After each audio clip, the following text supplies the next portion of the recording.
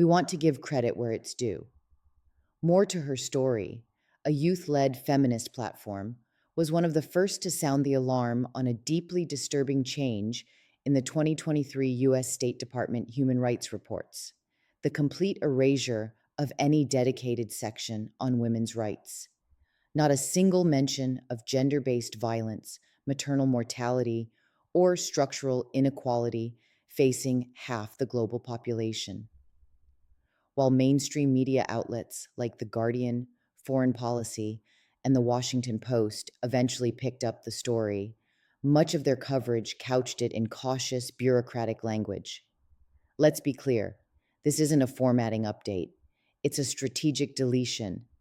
And if you think this won't affect sex workers, survivors, incarcerated women, or criminalized communities, you haven't been paying attention. This isn't just bad optics, it's state-sanctioned gaslighting. Countries like Papua New Guinea, where gender-based violence is epidemic, are suddenly absent from reports. Survivors who risk their safety to contribute data are now invisible. And it's not just women being erased. Sections on LGBTQ+ rights, racial justice, child abuse, and disability protections have been slashed, diluted, or eliminated. What used to be comprehensive human rights assessments now read like sanitized diplomatic memos. What's at stake is massive. When the US government stops documenting violence against women, it doesn't just fail survivors, it actively harms them. These reports are often the only official acknowledgement many survivors will ever get. Without that validation, their stories are more easily dismissed or ignored. The credibility they need to access justice, services, and reparations is undermined. Silence at this level reinforces a dangerous message. Your suffering doesn't matter. This erasure also kneecaps advocacy. Activists, NGOs, and diplomatic partners rely on this data to push for reforms, trigger investigations, and justify aid or sanctions. These reports are used in boardrooms, courtrooms, and back-channel diplomacy. When the data vanishes, so does the leverage. Governments with terrible track records on women's and LGBTQ+ rights can now wave a clean report card, courtesy of the U.S. State Department. And let's not forget who benefits. Abusers, especially state actors and regimes targeting women, queer folks, and racialized communities, now have even more cover. When violence isn't named, it's normalized.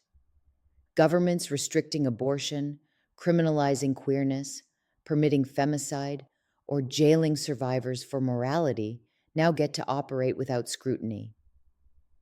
If the US, once considered a global human rights watchdog, won't call it out, who will? Sex worker-led and survivor-centered movements have long understood this dynamic. Visibility makes us vulnerable, and invisibility protects the powerful. The removal of these sections doesn't just betray global truth, it sabotages future protections.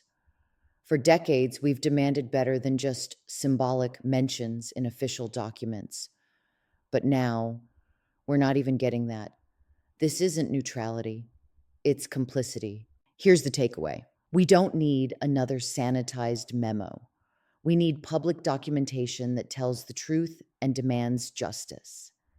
If the State Department is erasing women, LGBTQ+ people, and criminalized communities from its reports, what will be erased next?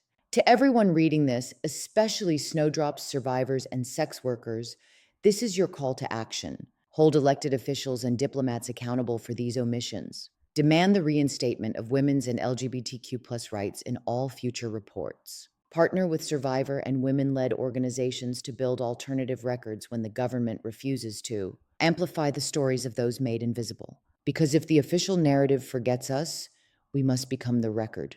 Justice doesn't live in redactions. It lives in truth, loud, public, and impossible to ignore.